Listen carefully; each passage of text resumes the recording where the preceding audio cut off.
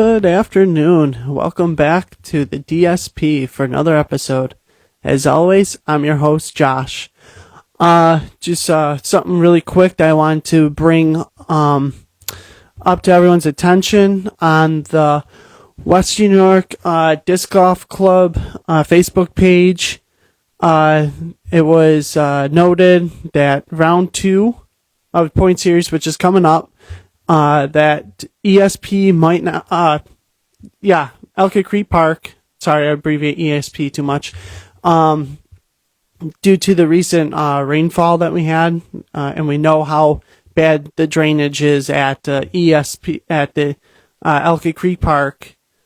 So it's a little bit flooded. So Sam has made the announcement. Keep your eye on the Western New York Disc Golf Club page as they monitor that situation. If it's too flooded, that round 2 of Western New York Point Series will be moved out to Joseph Davis, but no official decision has been made. So over the next couple days, couple weeks leading up to that tournament, please make sure you keep your eyes on the Western New York Disc Golf Club Facebook page. Sam will keep you all up to date, and then that way we're all set for round 2 of the point series. So yeah. Also, has anyone else been noticing Goliath discs starting to become a thing more recently than not? I've been noticing a lot more people throwing those discs. I've been noticing a lot of people wearing the shirts. Notice a few people here are on the team. So yeah, been noticing that. Tristan Tanner is also bagging the chain breaker. I think that's what was posted up. So yeah, so I've been noticing that, and so tonight's guest that we have is on the team. So got a ton of questions for him about that, what the company is like, and yeah, definitely a company that got my attention. So all right, let's bring him in. Let's see here.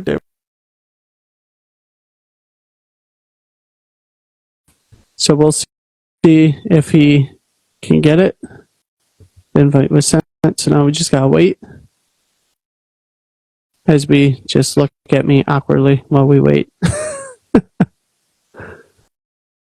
Let's see, what is that? Okay, there we go. Actually, I'll bring him in because I'll hit the accept button. Still waiting. Do. Yeah. So, while we're waiting for the connection to happen, because I accepted it. So, let's see here. Yeah, I accepted it. Accept.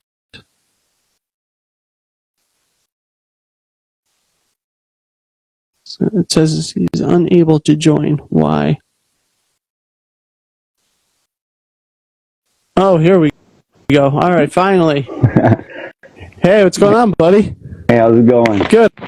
How about you? Was it easy to get the connection, or did it take? No, but I'm also old though too. I was like, I got it. It was easy, but yeah.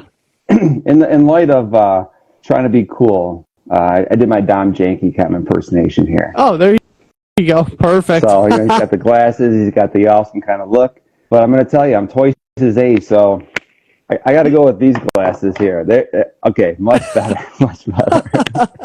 You can't be that old. I'm 54. No way. You definitely don't look it. It's just my job. I'm a middle school and high school counselor. I'm going to tell you, those guys keep me young and keep me spry. Yeah, that's pretty cool. Yeah. So, let's kick this off. So, tell everybody about yourself, who you are, past sports experiences, because it sounds like you'll have a lot of that. What got you into disc golf, and how long have you been playing for? It's funny. I got a lot of experience because now it's established that I'm 54 years old, so there's a lot of experience there. So actually, I'm technically not really from this area, but really was raised in this area. My dad is actually born and raised in Kentucky, Tennessee border.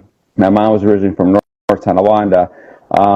She actually went to Western Kentucky University, and they actually met in Kentucky. And my dad joined the service. So I was actually born in Florida, Pensacola, Florida, in Naval Hospital. We lived in the Philippines shortly after that for about a year. Moved to Norfolk, Virginia, then lived in Kentucky, where I was there until about 6 or 7 years old, and then moved to North Tonawanda to be closer to my mom's parents, my grandparents. So I've been up here since 77, 78. So pretty much my entire life, but a lot of the roots that I have is from down south, and I'm an only child. My mom's an only child, so as far as family, I don't really have much family up here except for my kids. I got two grown kids, 25-year-old son and a 23-year-old daughter. So, I mean, they're basically the age of Don Janky, to be honest with you. So that's why it's kind of funny, because he actually looks and acts much older. He's a very mature young man, which is really cool to get to know him. So I swam and dove in college and high school. I was an all Western New York diver and swimmer, and an all Western and actually all SUNYAC, or top 10 diver at the SUNYACs my freshman year. Played a little tennis and kind of got into disc golf. Actually, in a weird way, I've always been drawn towards like individual sports, but it was I don't know, it was about 5 years ago or so, and I'm remarried. My wife said, "Oh, I gotta do something with Jordan today," which is my stepson. And I'm like, "All right." Like she's like, "It's noon." I'm like, "Is it too early to call?" I'm like, "No, it's not too early to call. Like, get him up. We got stuff to do." So she calls, and I hear her talking, and she's like, "You're doing what?" He's like, "I'm playing disc golf." I'm like, "Where's he playing disc golf? What like disc golf?" And he goes, "Oh, I'm over at Ellicott Creek Park." I'm like, "Where is there a course in Ellicott Creek Park?" I'm trying to like conceptualize, Ellicott Creek. I've driven by it many times on Niagara Falls Boulevard, and I'm like, "Tell him we'll be there, because I want to check this out. I want to see what's up with this." So I think he was on hole 17, and he's just tossing around, and I'm like, "Can I try?" He's like, "Yeah, go ahead." So I kind of watched him for a moment or two, and threw it. Of course, I hit a tree. And he kind of made a comment about that, like, "Yeah, there you go. You're gonna ruin my disc for me." I'm like, I don't know what I'm doing. So, and he's like, "Well, you got some skill." Like, I'm like, "All right. Like, where do you get these things?" He goes, "I just go on Amazon and download, or I grab a starter pack." I'm like, "Okay." So starter pack comes basically like the next day, because it's Amazon, of course. So I give him a call. I'm like, "Hey, I got my disc." He goes, "Let's go out and play at Ellicott Creek. I'll meet you at 3:30. I'm like, "Okay." We played around. I couldn't tell you how I played. It was just fun. He's like, "What are you doing tomorrow?" I'm like, "Nothing. I'll meet you out after work again." So next day, and probably like 3 or 4 days in a row, just got out and played. And holy cow! Like, obviously, that was I want to say October 2020. And I got to say, like, obviously it just, you know how it is. It's an obsession, and it just kind of like just turned.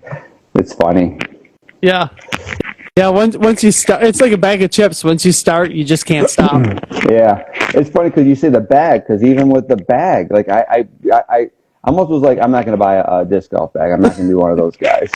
So I just had like a regular backpack with like 5 discs in it, and sure enough, like my wife, she's one of 8, which is really cool. So there's a huge side on that family. So we just do an exchange, and it's like a $50 gift. So I'm like, okay, I'm not going to buy a bag for myself. Now, again, this is my mentality, 5 years ago. I'm not going to buy a bag for myself, but I'll have somebody else buy the bag for me.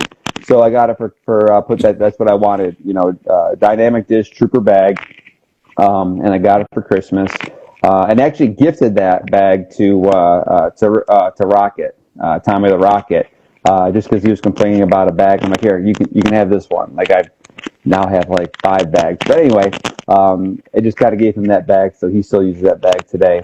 So I got that bag, and then it was one of the pastors that I play with. He's like, "Hey, I got a disc golf number." I'm like, "Oh." I'm going to have to get a disc golf number too then. So, of course, you get the disc golf number. So I got a PDGA number. And then, obviously, it just kind of gets to, oh, MVP. Oh, gyro box. Oh, this. And then suddenly it's just like, it explodes. I mean, obviously, I think it's almost like almost every single person's story. Yeah. So how did you get drawn to Goliath discs? Basically, that whole thing, it's kind of a neat story. I'll say this. I'm also a Christian. So I can see how God kind of works in a lot of different ways with regards to just making connections and even like friendships, just in general. Just it's the disc golf community is a beautiful community as far as like friendships and fellowship. But I ended up, some guy had an Upper Park bag and was getting rid of it. Actually, it's this bag right here, and his name was Elijah Holder. And I reached out, and I think he was trying to get rid of it for like $90 or something like that. And I shot him a message, and he's like, "Are you interested in some discs too?" I'm like, "Sure." So he kind of went through, and he probably gave me about 30 discs in the bag for about $200. And as we got talking back and forth, I was kind of like, "Are you a Christian?" And he's like, "Yeah." I'm like, "Okay." I'm like, because I'm wondering, like, why are you getting this? I'm like, "Why are you getting rid of all these discs?" He's like, "Well, I'm a member of this Goliath disc." I'm like, "What's Goliath disc?" And he kind of, got talking and everything, and he said, like, "Here, let me shoot you an application and check it out, and and apply." And that was April of 2023. So I think at the time they only had three discs. They had the Genesis, the Gyra, and the Enoch. And so I applied, and I was probably one of the first, probably 30 or so guys, guys and girls on the team. And I think now we're probably close to 200 people. Nice. Yeah, I've been noticing that they're growing pretty fast. They are. They absolutely are. I could, off the top of my head, I probably should have done a little bit of work, but I'm going to say they have at least probably 3 putters, probably 5 mid-ranges, probably about 4 or 5 fairway drivers, and probably about 3 or 4 distance drivers. I mean, they have a full collection. It's very rare they haven't like kind of met that slot just yet. Yeah. So, being on their team, how much their discs do you have to be 100% their discs, or are you able to be kind of open? Yeah, Josh Battizi, who's the owner of Goliath Disc, he doesn't want to force. He's not really about necessarily the disc per se. I mean, he's more about family and kind of getting to know each other, supporting one another, and being a true team kind of thing. So he's obviously he wants you to play with the disc, and he wants you to enjoy them and love them, and I think that's why the people are there, because it's not pushy whatsoever. So he wants you to carry at least 50%, but he's not forcing you to go 100%. But most of the probably upper level pro tournament are probably pushing close to 100%. Okay. We have a question in by Dom. It says, Scott, have you ever played a tournament where the location of the event was actually your first time playing it? Oh, yeah. Yeah, and it's stupid. It's stupid. Probably the first 3 tournaments that I played, the first one was actually, I think, the Spring Fling in Wilson, and then I ended up playing an MVP Satellite Open in Moraine State Park in Pennsylvania for the first time ever. Just in like, okay, like I don't know the layout here, and it's just like, oh, geez. It didn't play well, of course. I literally lost, I think, 2 discs. It was a 2-round tournament. I think I lost a disc each round. Not only did I get a penalty for like it flying out of bounds, but I got a penalty because I couldn't find the disc either. And still to this day, like I've never gotten a phone call saying, "Hey, we found your disc." I literally lost 2 discs on that course. The other one I played was fascinating. It's not fascinating, but was Murray, Kentucky, Western Kentucky. It's near Murray State. And that was called Fear and Loathing, and it was a 2-round tournament. And what I liked about this course is it has one tee pad for every single hole, but it has a yellow basket and a red basket for each hole. So two pins for every hole. And so as I'm kind of like, signed up for the tournament, happy to be down there visiting my cousins, visiting family. It's they're playing holes 19 through 27. Now I played 1 through 18. I had no idea that there was a 19 through 27. So that was my first time playing that. And I took second in that to a kid out of Nashville. And I could kick myself because it was a weird kind of hole. So again, you're playing 9 holes. You throw one time through once through the yellow baskets and then once to the reds. Again, same tee pad. Break for lunch, and you come back and go the 9 holes for the yellow, 9 holes for the red. Well, I end up throwing. So you're throwing from each tee pad 4 times for the day. Mm-hmm. So one of the holes, I couldn't tell you what hole it was, but I ended up throwing. I think it was a drift, axiom drift, and I literally parked it halfway between the yellow hole and the red hole. And I'm thinking, man, okay, so I'm actually shooting for the yellow hole, but man, that's a great shot for the red hole. So then when I come back around to shoot for the red hole, I'm going to do the same shot, man. It's going to be perfect. It'll be awesome. Well, I knew that was relatively close to like kind of nipping at this kid's heels with regards to the score. This was prior to like everybody keeping score for everybody else. So basically at that time, it was just you report your score. One person's kind of, keeping score. So I didn't literally have my phone keeping score for that. So this kid hits a tree, it goes out of bounds, and it's just like a huge tree line. So he doesn't even have a shot to kind of get back into the fairway. Like it's going to be like a lucky shot, just kind of getting himself like in any kind of position. So he's probably 3 out, hitting 3. He's probably going to get a 5 or 6 on this hole. And literally all I have to do is just kind of get it out into the fairway. So again, I hate one of the things I hate about disc golf that I'm learning and I'm appreciating is I don't like having lessons like as you're playing a tournament. Like I'd rather just know ahead of time, like, hey, don't do that. Like just don't try the home run shot. So I throw that shot thinking I already did it once. I know I can do it again. So what did I do? Same exact thing he did. Hit a tree and flew out of bounds. And I lost to him by a stroke. Oh, a stroke. Dang. Yeah. And I was like, and that's kind of like, when I look at most of my singles tournament history, and it's not long. I mean, it's maybe like 9 tournaments. Second place seems to be, I feel like the Bills, like just second place. Like I've never won it. Yeah. Just second place. So yeah.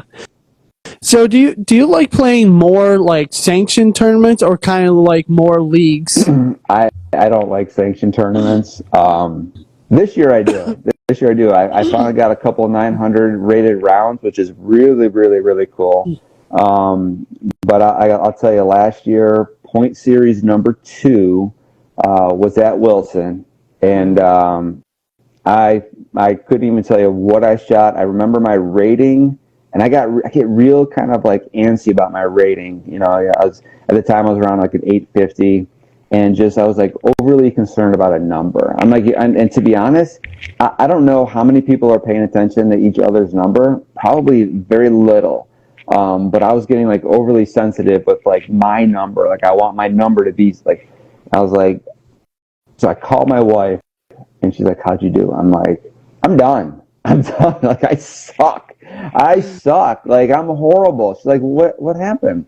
I'm like, I shot like an 815 rating. I should go, I don't know what that means. I'm like, it's like 5 or 6 shots or more below what I should be playing at. I should be shooting like should have got maybe like a +6 on the, and I ended up getting like a +15, whatever it was. But I'm just like, I'm done. And as I'm like talking to her, I literally signed up for the point series number 3, and it was because I basically just get this nudge to say, stop whining, and just go ahead and just sign up and just don't doesn't matter. It's just do it. Stop.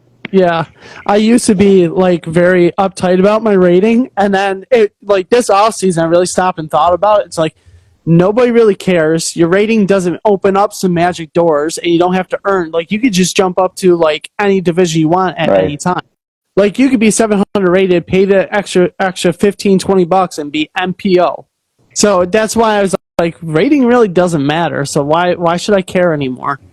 Yeah, absolutely, absolutely. So And a compliment that I've gotten is, because people ask me like what my rating is, and I'm like, well, there's like, well, you don't play that way. I'm like, okay, so sometimes my wife even just kind of says, she's like, all right, so they look at your rating and they're gonna like underestimate you then if they don't know you're playing. I'm like, well, that's a good point, but I do like the competitive aspect of things. yeah, yeah. So I take it you won't be playing Wilson anytime soon, huh? Oh, I love to play Wilson again. I'm okay with it. I played in the league. The question was like, I don't like Sanction as much just because I'm enjoying it more so Yeah. now. But I got to tell you, like, leagues are fun. Leagues are a blast. I came in first with the tripping with the Dizzle. So it was the 3-man roster, and that's a blast because like you don't have like it's not all on you. Mm-hmm. You can just kind of enjoy yourself. The random doubles, I got into that a couple years ago, and that is an absolute blast. In fact, the very first time, I don't even know how it came across that. I'm sure someone just kind of said like, hey, you should play the doubles kind of thing. So I ended up playing with Will Shooter was my partner. Because again, I show up and Jimmy Carmen. Jimmy's a great guy. I love Jimmy. Yes, he is. And Jimmy just kind of was like, what's your rating? And I kind of said, and he goes, well, you A pool, B pool. And I'm like, I was my first time out here. Like I'm like at the time I'm like probably like an 840 whatever. So he turns around and goes, okay, we'll put you B pool. So it's me and Will Shooter, and we're on the same card as Norm Klonsky and Dom Janke. So we get to hole 11, and I can see he's kind of posting things on there. Someone's posting things about. So I take a crave and kind of hyzer flex this crave, and it was I aced it. Hole 11, I got an ace. It was a CTP, and it was the ace. And I don't even know if it hit chains, and they'll probably tell you that it didn't even hit chains. Norman's like, that's the softest ace I've ever heard. Probably dropped right in. Yeah, those ones are nice. That's a long shot. So I mean, I gotta tell you, like that's probably one of the hardest holes, even just to like for me to kind of get down with like what do I throw here? Because most of the time I'm throwing it and it's going like it's going over towards 12's tee pad. I'm like, I hate this hole. Yeah. But yeah, I ended up getting closest to the pin, and it was an ace. Joe Hammerstein, he got an ace the same day too. So we basically kind of split the pot. But I think the next time we played was it might have been 2 weeks after that is when we got the payout.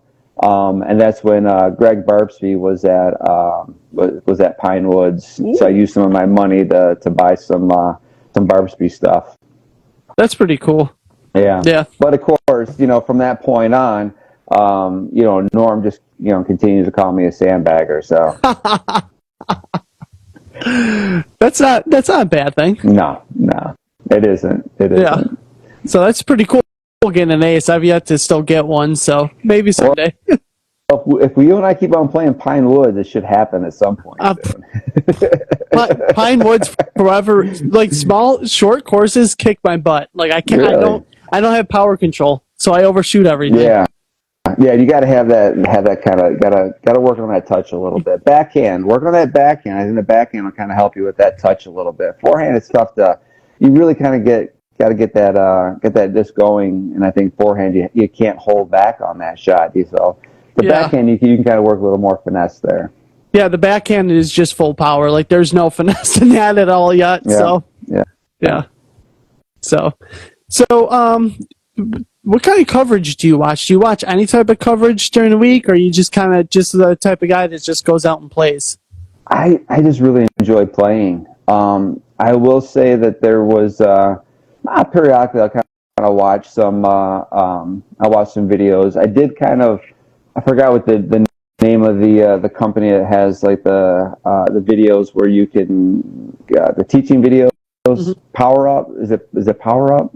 Power Academy, maybe, or Power something? Academy, yeah, Power Academy. So it was they had like a big sale on that, and so I'm like, I bought that. I kind of went through a little bit of it just to kind of maybe get some tips and stuff like that. But I haven't been, religiously kind of going through that. But I will say that I kind of mentioned Greg Barbsby, and he and I will kind of like shoot back and forth a little bit with on Instagram, kind of texting each other a little bit here and there.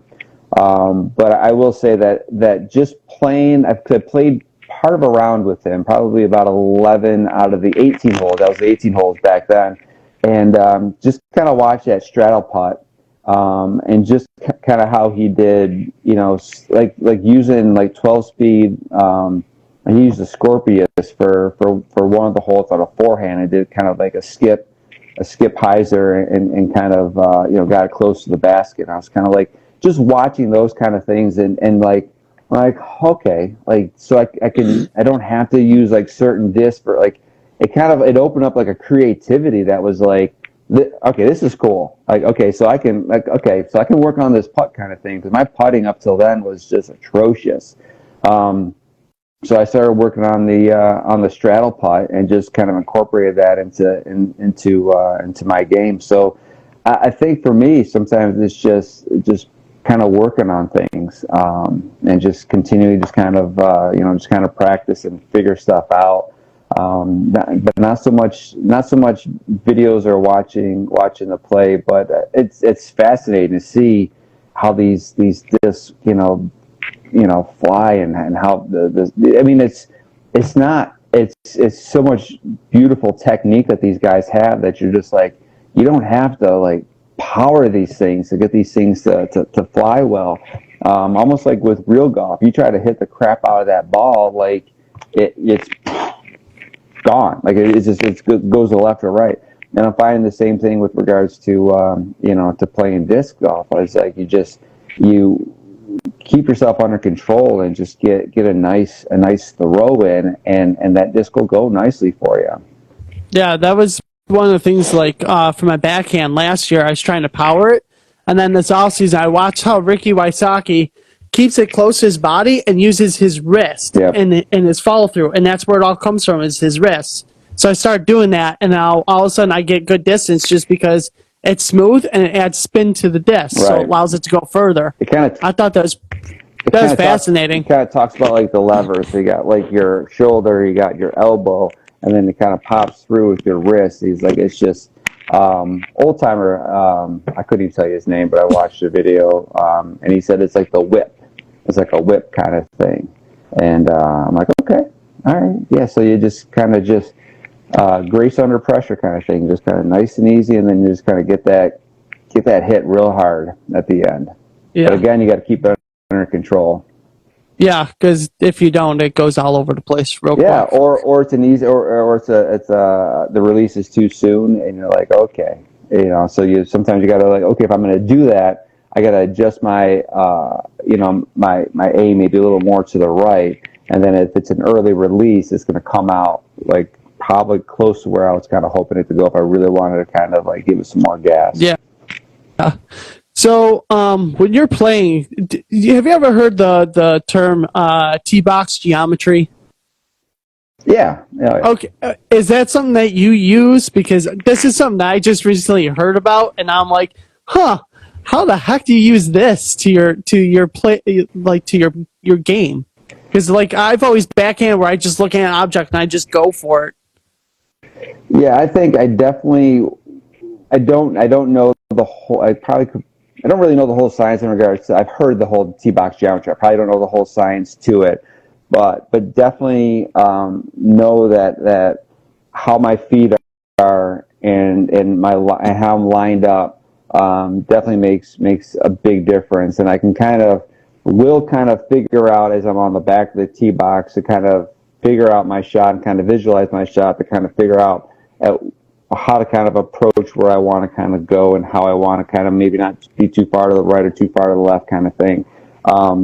So that does make a huge difference. Andy Duplisky basically said to me one time, because I came like, so if the ball marker's here, I was standing over here and walked sideways to shoot that way. And he's like, I've never seen anybody kind of walk sideways up and then throw it to like that. I said, I don't know, it's just comfortable. Yeah.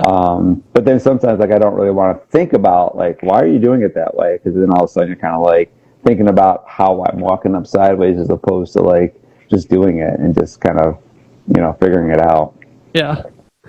So the final question I have for you tonight is, what is your goals in disc golf, like in your personal game and growing the sport? I was actually thinking about that. I actually got out to Outwater today, and I'm thinking about goals. And working as a middle school and high school counselor, I've always been. This is just a weird pet peeve of mine. I don't like goals, and I don't know why. But it's just like, and maybe because I don't know. I'm fascinated by it. I mean, just like my brain has been basically working the entire day. Yet I really have come up with a firm answer here. I've never been really goal driven, but I've always been kind of keen on just continue to kind of improving. I mean, I didn't even graduate, let's say, like top half of my high school class. I don't know why I remember this, but I was like 213 out of 427 or something like that. So barely, maybe not even top half. But I ended up like earning like 2 master's degrees just because like I just found something I enjoyed learning, and I just kind of just went in that direction. But as far as goals, and I take a step back, especially with disc golf. I didn't know 900 was like getting a 900 rating was going to be one of my goals. It really wasn't a goal, but I got it. I'm not shooting for 1,000. That would be insane. But like I don't really need to like maybe push myself to get like, oh, I got to get 950. Oh, I got to get a rating of this. Oh, I got to get, because I don't want to not enjoy the game. I did have a goal this year, and I'm rethinking it. I wanted to win the random doubles like point series this year, and I would have won it last year, not even realizing that I was even like a contender for it until I kind of saw like my name was kind of like towards the top, and then it was the top, and it was the very last week. And Jimmy Carmen, asked me if I was going to show up for the last. I think it was at ECP, and I'm like, oh my gosh, like I have an open house. Like of all the days for my school to have an open house, I'm also the director of school of my department. So I'm a director of guidance there also. Been working as a school counselor for 31 years, which is that's flown by. So I couldn't blow it off. I couldn't be like, yeah, I'm going to play disc golf. Like, I'm not coming to this. I mean, I wouldn't lose my job, but it wouldn't look good. Yeah.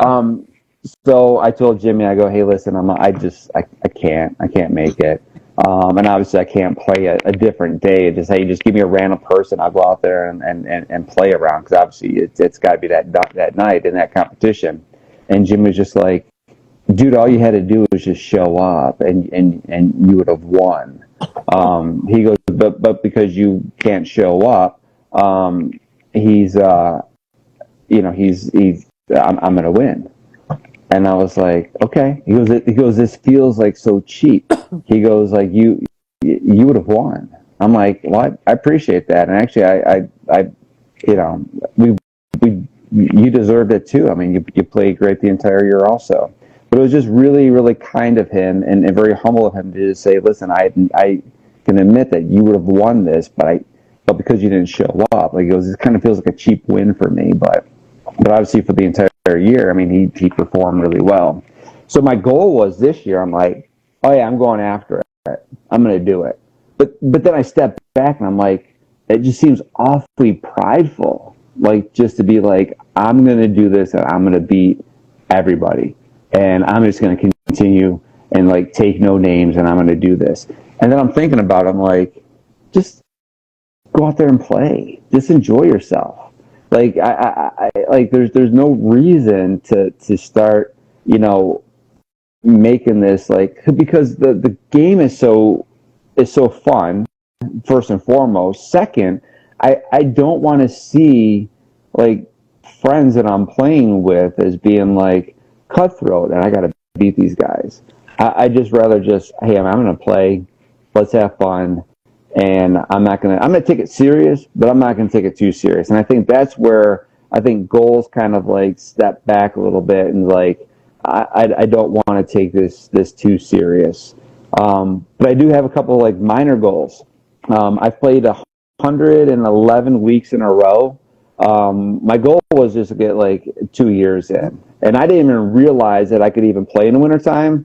A couple seasons ago, I was like, I guess I'll have to take off like January, February, and then Fetterman had the Wizards for winter. I was like, I guess we can play in the wintertime. So I ended up playing in the wintertime and enjoying that Wizards for winter, and so I just kept on playing. I would find at least one day that week where I can get myself out. And Pine Woods Park is the perfect spot to just get out there, Yep. spend 15 minutes, throw the 12 holes, get your round in, and then just kind of continue on and just hope that that it's that you can get out there the following week.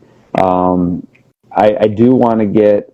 I always want to kind of beat my rounds each year. So I think last year I got out maybe 300 times. So I want to beat that this year. I want to probably get another 10 or 12 new courses. I've played since joining UDisc in fall of 2020. So basically I've been playing for 5 years. I've got 59 courses that I've played. I'm at about 860 rounds. And I played got a round in Canada before going to a Yankees-Jays game at Bronte Park. So I'm going to play a couple more times in Canada. I played in New York, Pennsylvania, Ohio, of course, Kentucky, Tennessee, and Florida. I got down for a Bills game a few years ago when Tom Brady and Gronkowski were playing at Tampa Bay. My buddies and I got down there to play go to a Bills game. We ended up staying just down the street from a place called Picnic Island, which was a really neat disc golf course, and right on the beach and everything else like that. So it was beautiful. So I'm playing one morning, and some kid just kind of warned me that there was like a league going on, and just said, hey, you want to jump over to hole this and this and this, and we'll jump back over to this hole. I'm like, sure. And I'm like, yeah, just got talking. I'm like, I'm in for the Bills game. And he goes, oh, the Buffalo Bills. He goes, yeah. And I said, I go, yeah, I'm from Buffalo. He's like, oh, I'm from Depew. I was like, of course you are. Like, of course you go down to Florida. And he actually, he lives in like Jupiter, Florida. So I'm like, oh, so Mr. Scott and Mr. Colbert. He goes, yeah, they were my teachers. I'm like, yeah, they were, they're related to me. And he's like, that's wild. I mean, again, the camaraderie that you have with just kind of like getting to know people is awesome. And even traveling, like just you're on a drive somewhere, and you're like, all right, UDisc, like that course is a few minutes off the the beaten path, and like, okay, I can go play for a round, and then I'll jump back on and continue my travel. So it's awesome to do that. At one point, you could see like, here's Buffalo, and straight across you can see like where I ended to go to my cousin's house. So it was like Pennsylvania, Ohio, Kentucky, Tennessee, and it's like a straight line. And now I've kind of cool. Now I've kind of gotten all over the place, and I've actually like gone a little out of the way to like drive over to Lexington, Kentucky, and I played a few courses over there, and then kind of then cut back and everything. And I've done some ministry work in Tennessee, and there's a course near Johnson City, so I got out there to mess around that. And it's just the courses, I think, and that's probably it. The goal is probably just to explore, continue to improve my game, If I win, I win. If I don't, I don't. I did get my first career win at the point series number one. I shot a phenomenal round and came 1 of 1. Nice. There you go. I was the only one that signed up for MA40. That works out pretty well. It does. It does. Now I did kind of come home and my wife's like, she's like, of course you won. I'm like, I know, but if I would have like signed up for MA3, I would have been tied for first. So technically, I would have had another career win. But I will 100% admit, knowing that I was MA40, I was the only one signed up for the point series. I knew I was going to win, so there was no pressure. I still felt a little pressure, if you throw a bad throw or something like that at Outwater. But I didn't feel like, knowing that the people on my card, like I was, like I was competing against them, and like, holy cow, like they're ahead of me by a couple strokes. So then, like, there was no pressure in that regard. So I played a little more calm, and it gave me a little more confidence to understand that being 1 of 1, like I can just play and not necessarily worry about my score versus the other score. I ended up carrying a couple. I think it was the MA2 players I played against, and I beat one, and I think the other one beat me by a stroke.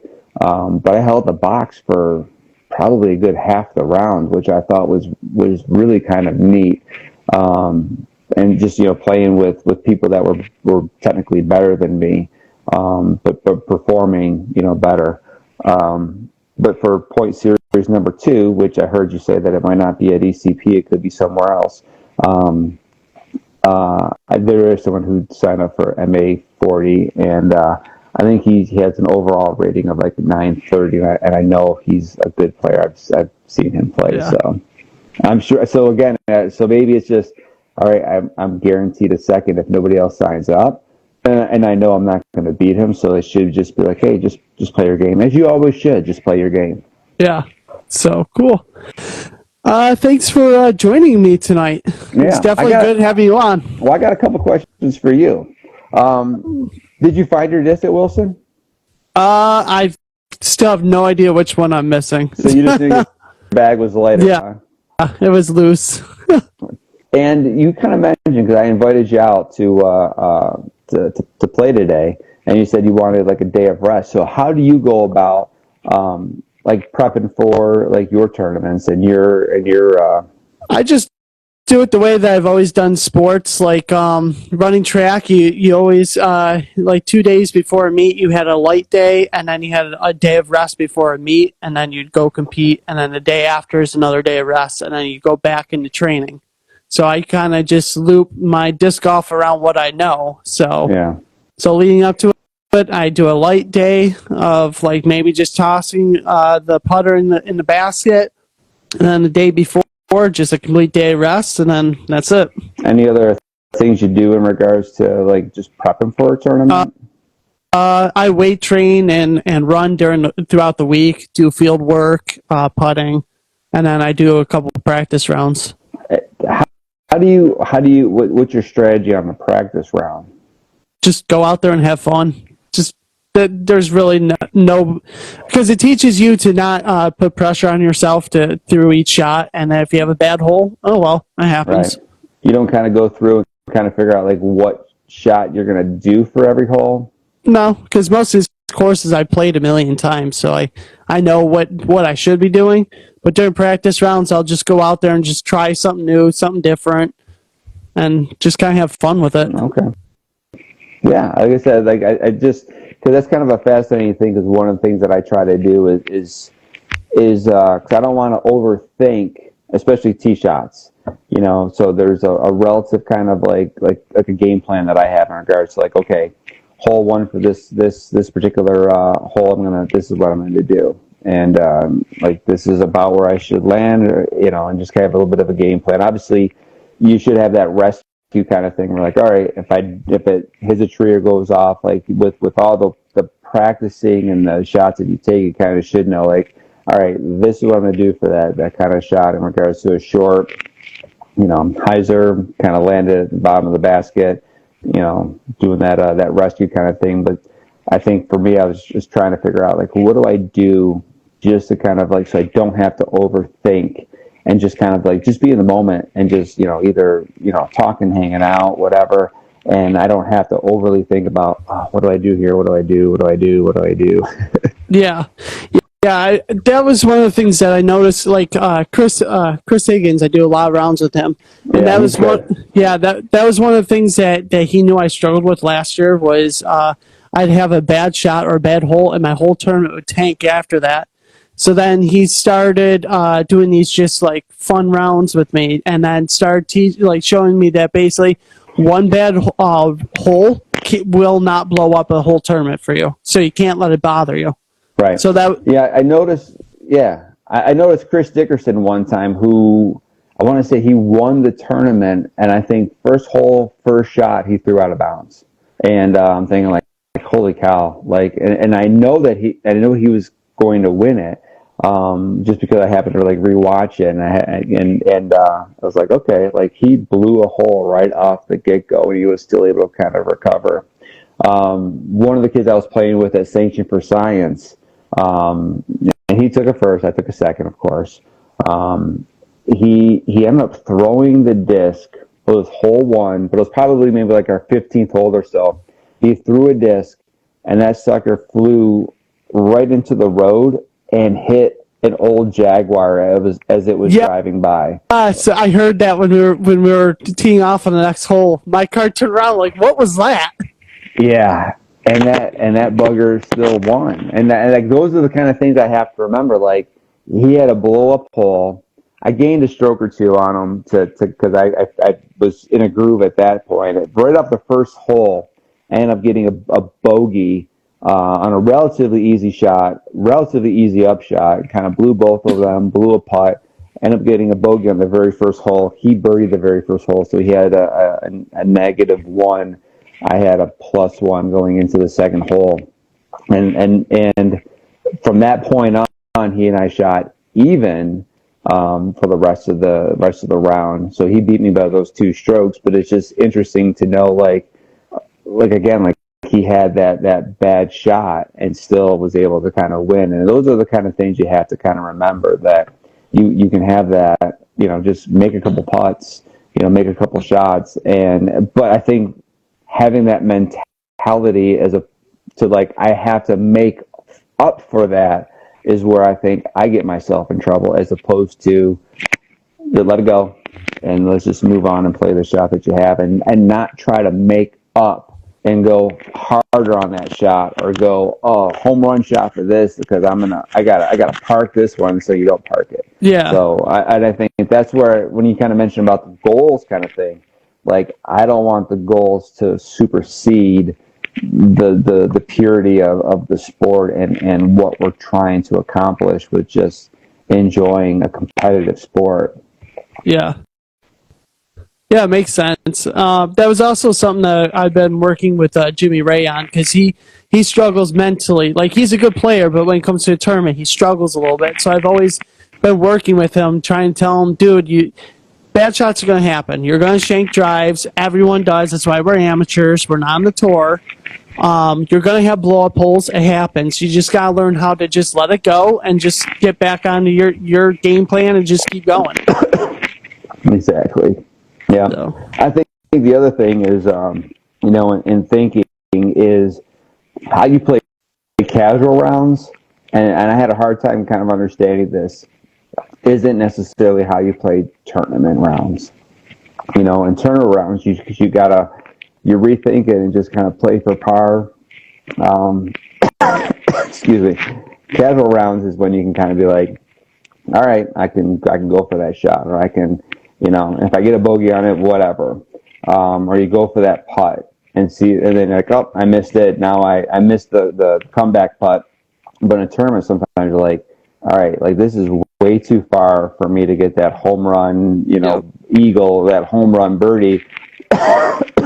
So let me just kind of just toss it to the bottom of the net, or bottom of the basket, and then I'll just, tap it in for my par or whatever, as opposed to like, oh, I got to go for this. I got to get this, like, get another stroke. And then so you're like, all right, I missed. And now I got an additional stroke because I didn't get the comeback. And now I got a bogey as opposed to a par. Yeah. Yeah, during tournament play, I am conservative and I play smart. But casual play, like I'll do super aggressive shots because it really doesn't matter. Right. And the same thing even with the random doubles is the same kind of thing. My partner kind of gets a decent shot. All right, let's get crazy. I'm gonna try to really kind of see what I can do, and if it works, it works, and if it doesn't, we're still in a pretty decent shot to maintain par. So it's fun to kind of mess around that way too, as opposed to putting all the pressure just on that singles. Yeah. So cool. Any more questions, or is that's all you got? What's your favorite disc? My favorite disc is my Saki Bomb Felons, which is right up there. I got a whole collection of them. That's my go-to for all my flex forehand. That's what I'm known for throwing because that's my major shot. So Jeremy would probably kill me for saying this, but I got to go with the Berg. I just love the Berg. The Berg. Yeah, nice. That's probably one of my favorites, just because it's a fun thing to throw. But I gotta say, where is it? The Arc, the Goliath Arc. Yeah. So this is an understable fairway, which is a lot of fun to throw. And I got to show you. You're probably more beefy, more forehand, aren't you? Yes, I throw all beef. I throw nothing understable. All right, because I was going to give you a Goliath Enoch. But it's a fairway driver, 8-speed. So this is a beefy 5-speed, and I'm gonna gift this to you. So it's a real beefy 5-speed. You can kind of see the nice little flatness of that. That's gonna be nice. Yeah. So this is for you, my friend. All right. All right. Sweet. Thank you. Absolutely. And the other thing I can mention is if anyone does want to kind of check out Goliath Disc, I do have a discount code that I can kind of pass along. Yeah, share it. And it's just my last name is MINTON, Minton 10. And you just put that in the discount code and you get 10% off. Perfect. There you guys go. And it's GoliathDisc.com. So, if you got questions, you can reach out to me, obviously. Yeah. All right, cool. Okay. That's all I got. All right. I'll see you out there. We'll get out soon. Yeah, definitely. All right. Take care. God bless. Yep, you too. God bless. Bye.